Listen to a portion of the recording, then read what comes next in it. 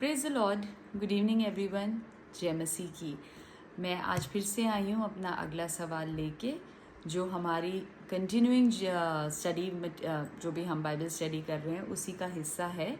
और ये है जेनेसिस 2 वर्स 9, यानी उत्पत्ति की किताब 2 अध्याय उसकी 9 आयत। मैं पहले आयत पढ़ूंगी, और अगर आप लोगों के पास बाइबल खुली है या आपके पास रखी है तो आप भी पढ़ें। पहले मैं इंग्लिश में पढ़ती हूँ। And out of the ground the Lord God made to spring up every tree that is pleasant to the sight and good for food.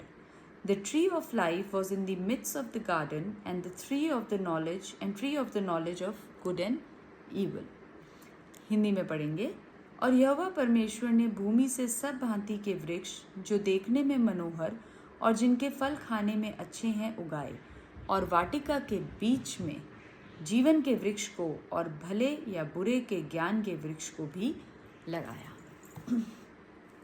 अब हम पढ़ते हैं ट्री ऑफ लाइफ। भले बुरे के ट्री के बारे में हमें पता है क्या हुआ, ठीक है, sin आ गया, सब हो गया।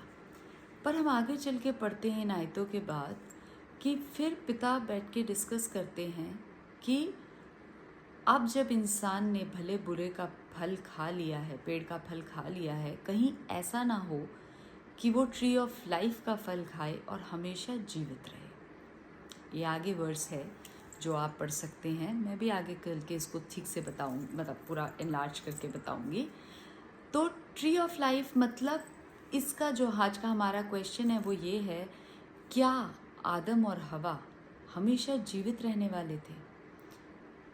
तो अगर हम बात करें तो आई थिंक इनिशियल प्लान यही था, क्योंकि उनको नहीं पता था कि वहाँ कोई ट्री ऑफ लाइफ है और उसको खाएंगे तो हम इमॉर्टल हो जाएंगे, और खुदा ने भी उनको बताया नहीं था। तो खुदा को तो यही था कि इंसान यहीं रहेगा, अदन की वाटिका में रहेगा, सब कुछ बहुत सुंदर और अच्छा था।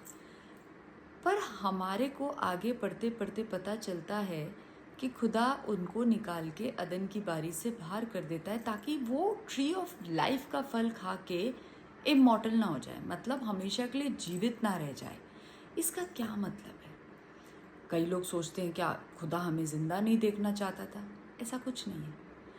ये एक प्लान का हिस्सा है। जब वो फल खाया तो पाप आ गया था, और जब पाप आया था तो मृत्यु भी आ गई थी। पर खुदा जानता था कि अब यहाँ से पाप सिर्फ बढ़ेगा और वो बढ़ता चला जाएगा, जो कि हम बहुत ही थोड़ी देर बाद देखते हैं कि केन और एबल का जो हुआ था वो हमारे को सबको पता है। पर ये खुदा का रिडेम्पशन प्लान था, छुटकारे का प्लान था हम लोगों के लिए।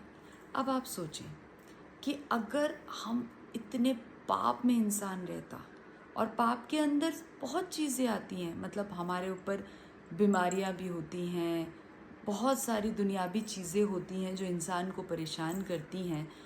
अब इंसान अगर उन्हीं पाप और दुख के साथ जिए जा रहा है, तो एंड में तकलीफ़ किसको होती? इंसान को ही होती। क्योंकि आप अगर किसी चीज़ को ज़रूरत से ज़्यादा बेयर नहीं कर सकते, आप उसको बर्दाश्त नहीं कर सकते, तो फिर आप क्या करते?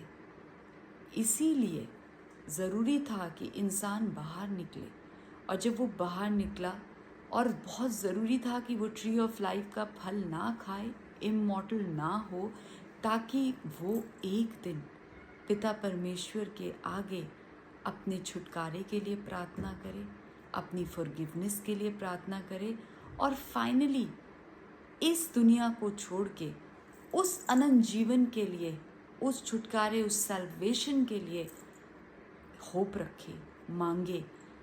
क्योंकि अगर ये होता ही नहीं तो आप सोचिए कितनी सारी चीज़ें नहीं होती बाइबल में, मतलब आई थिंक पूरा कॉन्सेप्ट ही चेंज हो जाता। पर ये हमें सोचना चाहिए कि खुदा ने हमारे लिए पहले से ही, वो उसका तब भी हमारे लिए प्रेम था कि इंसान ने पाप किया, खुदा को दुख हुआ, उसके बावजूद खुदा ने इंसान पे रहम दिखाया और उसने उनको निकाला।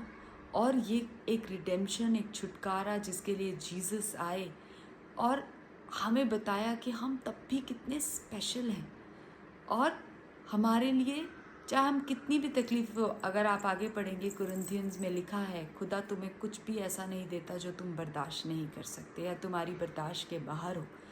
तो सोचिए कितना सुंदर प्लान था कि हम अपने छुटकारे के लिए, अपने साल्वेशन के लिए, उद्धार पाने के लिए, उस किंगडम के लिए हमारी तैयारी अदन की बारी में ही तय हो चुकी थी। इसलिए बहुत ज़रूरी था कि ये सब कुछ हो और ट्री ऑफ लाइफ का फल ना खाया जाए। मैं समझती हूँ कि आप लोगों को समझ में आया होगा, और अगर नहीं आया या कहीं पे डिस्कनेक्ट है तो आप ज़रूर कमेंट में लिख सकते हैं। पर मैं इस बात को यही कह के ख़त्म करूँगी कि पिता परमेश्वर हमसे बहुत प्रेम करते हैं। आप किसी भी हालात में हैं, कोई भी चीज़ आपको परेशान करती है, खुदा जानता था इंसान कैसा है, क्योंकि उसने ही हमें बनाया, माता के गर्भ से रचा है हमें। वो ये भी जानता था इंसान पाप करेगा, उसने ये भी जानता था इंसान बार बार पाप करता है, पर फिर भी उन्होंने कहा माफ़ी, अनलिमिटेड माफ़ी, बिकॉज जीसस, हमारा यीशु हमको माफ़ कर देता है, हमें उठा के खड़ा करता है।